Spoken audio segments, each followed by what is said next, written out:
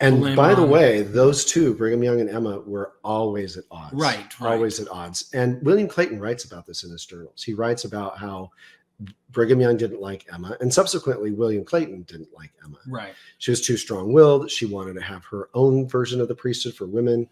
And so it's not surprising that later when she continues her version of the church, which in her mind is the church. It's her and Joseph Smith's church. It's just that her son, who is the heir, wasn't old enough to run it. It took a while to actually convince him to when he became an adult. But for years and years and years, the community of Christ really denied that Joseph Smith ever practiced polygamy. And that was under Emma's direction, for sure. That's interesting. And she would just blame it on Brigham Young. And what's funny is that the community of Christ did that throughout the 19th century and early 20th century. And Brigham Young kept saying, that's bullshit, guys. Emma, you know better than that. He did practice polygamy. This is the true church. Yours isn't the true church. And there was kind of this, argument. It sounds like all early Christianity. It sounds like early Islam with the various break-offs of family members and who's supposed to run it, all of that. We have someone in the chat here. Was it about the 14-year-old? Well, let's hold on to that for a second here just to point out. Garth says, my wife and I resigned from the LDS church a few months ago and says, we're doing great. It's crazy how we've been lied or misled our entire lives. We were never taught the rock and hat polyandry like you were talking about last night. You guys were never taught about that. You were told something else. Nauvoo expositor on fire, the whole nine. This is really interesting. Thank you, guys. I just hope you all know most Mormons don't know this history. The church had to admit this in the gospel topic essays in 2013. And then, yes, most ex-Mormons who learn this have left or no longer believe. But there's a fringe dangerous group who call themselves descendant. Oh, wow. That's a whole... Who agree with Brigham Young's blood atonement. Anyway, what the heck is going on? There's a lot more. Yeah, that's true. So, what the heck is going on, Gary? Are we getting off into like Bigfoot land? Or yes, maybe. There is a group of Mormons that are called Deseret nationalists. So Deseret is, according to the Book of Mormon, is the name, the Hebrew name. It's so dumb. Wow. But the Hebrew name for honeybee. Okay. So if you look at the Masonic stuff I've left with you, that you can look at later. Should we show it? Yeah, I can show. Here, I'll grab the Bible here just to show. Well, actually, so you brought a Bible for me, and just so everybody knows, Gary is a third degree, correct? Master Mason. Master Mason. Yeah. Brought a cool Mason Bible, and leaving it here. Are you? Yeah. Okay. For your collection. You're awesome. For your library. I'm going to be advertising this so people know that the Illuminati pays me. Yeah. Yeah, they do. So. Well, they're not paying him not much. Yeah. That's why we need super chats. Right? Okay. Jeez. But I don't know. They can't see that very well. See, right there's the Beehive. Okay, so tilting it a little bit because the glare. Beehive is right here. So it's a Masonic symbol. I almost want to zoom in and show them.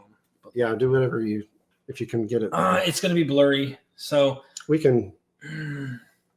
Should I pull it up on Google? Yeah. There's an image of it on Google. Yeah, right? It's the Masonic Beehive. Okay, is this going to tie into this, though? What you're saying? Deseret is what. Okay. So in Mormonism, what's the name of the picture? Masonic Beehive. Symbol. Oh, there. Yeah, that one's perfect. Okay, let's do this. I'll drop it here. All right, now the Illuminati's in the house. Okay, not really, but here we go. So yeah, so the Beehive, when you're a Mormon and you're reading the Book of Mormon, you read about beehives. You think that that's a Mormon thing, right? You think that the brother of Jared put beehives into his ships and sailed to America. These are ancient Jews that left the Tower of Babel, right? Little do you know that really comes from Masonry. Like the beehive and the industry of bees is a Masonic symbol that Mormons adopted and called it Deseret, is the name of honeybees according to the Book of Mormon. So the state,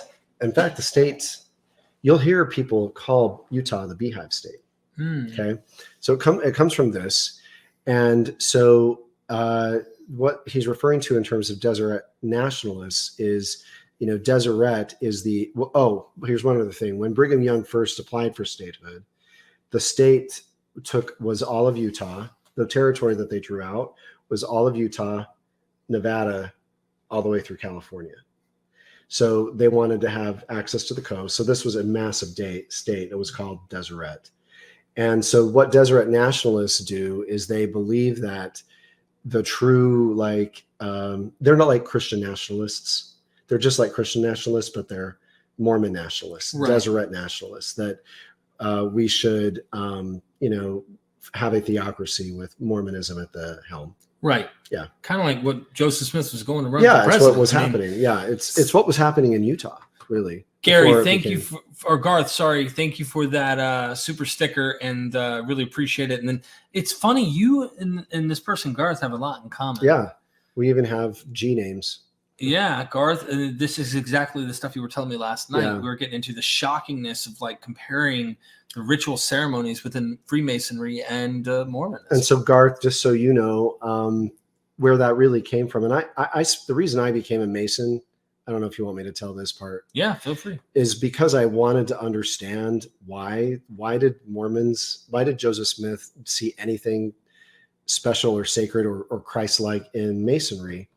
But what really I learned and what really has happened is there was a desire a pretty urgent need to hide polygamy to other people in Nauvoo. Mm-hmm. And it kept leaking, and Heber C. Kimball's like, why the hell does this keep leaking? How do we keep a secret? Well, who's really good at keeping secrets? The Masons. And so as a result, they started a Masonic lodge in Nauvoo and added to the ceremony women.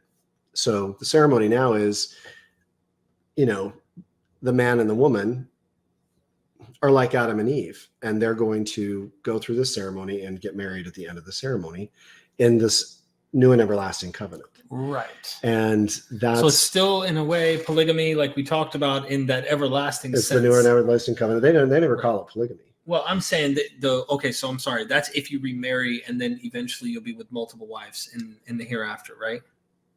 Well, since they don't have polygamy now. Oh, yeah. Okay, it's still called the new and everlasting covenant. Right. So so it's still called that today, but really Masonry was adopted simply for the purpose. And what's hard is that for me is that, I did love the temples so much.